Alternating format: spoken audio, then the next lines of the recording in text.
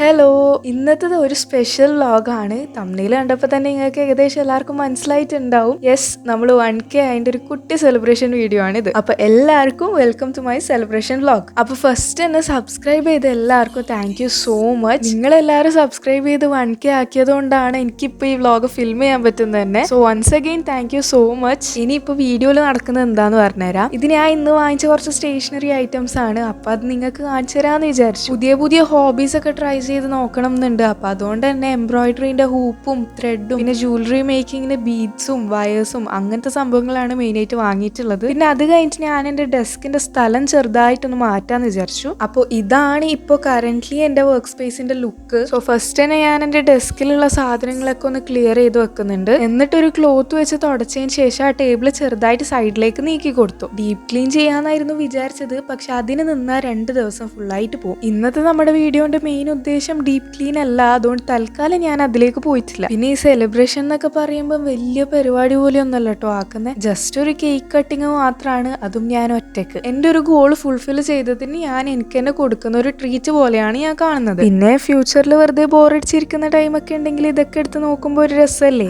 അങ്ങനെ ഡെസ്കിന്റെ സ്ഥലമൊക്കെ ചേഞ്ച് ചെയ്തതിന് ശേഷം അതിലെ സാധനങ്ങളൊക്കെ പഴയതുപോലെ തന്നെ ഓർഗനൈസ് ചെയ്ത് കൊടുത്തു. എന്നിട്ട് ഈ സോഫ ആ ചെറിയ ടേബിളുള്ള സ്ഥലത്തും ആ ചെറിയ ടേബിൾ ആ സോഫ ഉള്ള സ്ഥലത്തേക്ക് മാറ്റി. ഇപ്പൊ തൽക്കാലം ഞാൻ ആ ചെറിയ ടേബിൾ വെച്ച സ്ഥലം ഈ ക്രാഫ്റ്റ് ചെയ്യാൻ വേണ്ടിയിട്ടുള്ള കാർഡ്ബോർഡ്സ് ഒക്കെ സ്റ്റോർ ചെയ്യാൻ വേണ്ടിയിട്ടുള്ള സ്പേസ് ആക്കിയിട്ടാണുള്ളത്.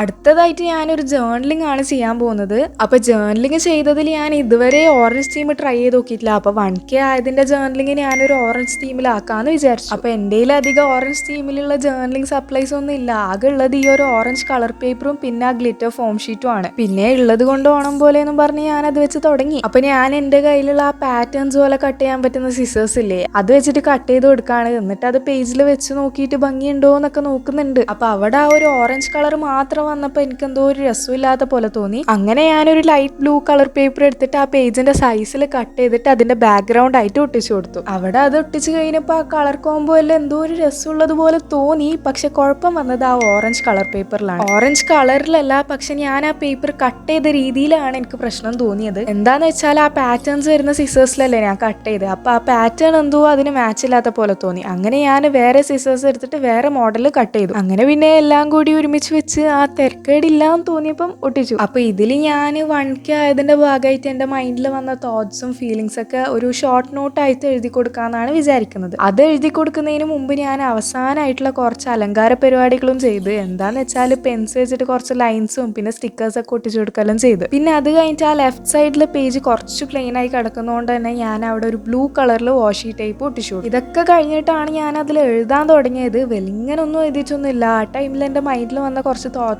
ആണ് എഴുതി കൊടുത്തത്. ഇതോടെ സംഭവം ഞാൻ നിർത്താന്നാണ് വിചാരിച്ചത്. പക്ഷെ അവസാനം ഞാൻ കുറച്ചൊന്ന് ഓവറാക്കി. എൻ്റെ കയ്യിലുള്ള വൈറ്റ് ജെൽ പെൻസ് വെച്ചിട്ട് ആ ഹെഡിങ്സ് ഒക്കെ ഹൈലൈറ്റ് ചെയ്ത് വെച്ച് കോളമാക്കി. എങ്ങനെയായാലും നമ്മുടെ ഈ ജേർണൽ സ്പ്രെഡ് നിങ്ങൾക്ക് ഇഷ്ടപ്പെട്ടോ ഇല്ലയോ എന്ന് കമന്റ് ചെയ്യാട്ടോ.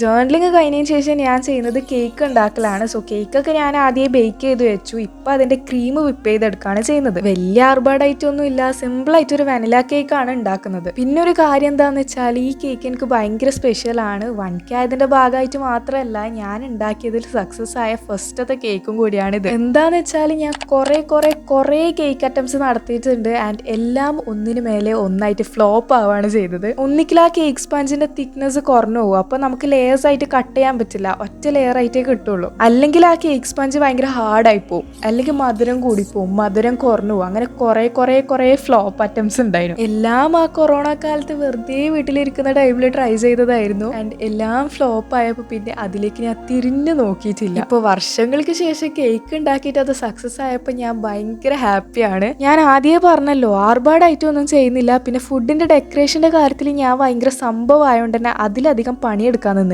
ഇനി ഇതും ഓവറാക്കി കൊളവാക്കാൻ എന്നെ കൊണ്ട് കഴിയൂല. അതുകൊണ്ട് ഞാൻ ജസ്റ്റ് സ്പൂൺ വെച്ചിട്ട് മൊത്തത്തിൽ ജസ്റ്റ് കവർ ചെയ്ത് കൊടുക്കുകയാണ് ചെയ്യുന്നത്. അപ്പോൾ ഇതിലധികം ഡെക്കറേഷൻസ് ഒന്നും ചെയ്തിട്ടില്ല. പക്ഷേ ഇത് എന്തിൻ്റെ കേക്കാന്ന് മനസ്സിലാവണമല്ലോ. അപ്പോൾ അതിൻ്റെ ടോപ്പറായിട്ട് ഞാനൊരു സംഭവം ഉണ്ടാക്കുന്നുണ്ട്. അപ്പോൾ ഫ്രിഡ്ജിൽ കേക്ക് സെറ്റ് ചെയ്യാൻ വെക്കുന്ന ടൈം കൊണ്ട് ഞാൻ ഈ ഒരു സംഭവം ഉണ്ടാക്കി ഇവിടുന്ന്. അപ്പോൾ ഇതിനായിട്ട് നമ്മൾ നേരത്തെ ജേർണലിംഗ് ചെയ്യാൻ വേണ്ടിയിട്ട് എടുത്ത ലൈറ്റ് ബ്ലൂ കളർ പേപ്പർ ഇല്ലേ, ആ സെയിം കളർ പേപ്പർ എടുത്തിട്ട് സൈഡ്സ് ഒക്കെ ഒന്ന് കട്ട് ചെയ്ത് ഒരു റെക്ടാങ്കിൾ ഷേപ്പ് ആക്കി കൊടുക്കുന്നുണ്ട്. എന്നിട്ട് ഞാൻ അതിൻ്റെ ഉള്ളിൽ 1K എന്ന് എഴുതി കൊടുത്തു. പക്ഷേ അതെനിക്ക് ഭയങ്കര സിമ്പിളായിട്ട് തോന്നിയോണ്ട് തന്നെ ഒരു ബ്ലൂ കളറിൽ ഹൈലൈറ്റർ എടുത്തിട്ട് ബോർഡേഴ്സ് ഒക്കെ ഒന്ന് വരച്ചു കൊടുത്തു. അവിടെയും ഞാനത് ഓവറാക്കി കുളവാക്കിയെന്നാണ് വിചാരിച്ചത്. പക്ഷെ സംഭവം കുഴപ്പമില്ലാന്ന് തോന്നി. ഇനി ഈ സംഭവം കേക്കിൽ വെക്കാൻ വേണ്ടിയിട്ടല്ലേ ആക്കുന്നത്. അപ്പോൾ കേക്കിൽ ഇറക്കി വെക്കാൻ വേണ്ടിയിട്ട് ബാക്കിലൊരു വുഡൻ സ്റ്റിക്കും ഞാൻ ഒട്ടിച്ചു കൊടുക്കുന്നുണ്ട്.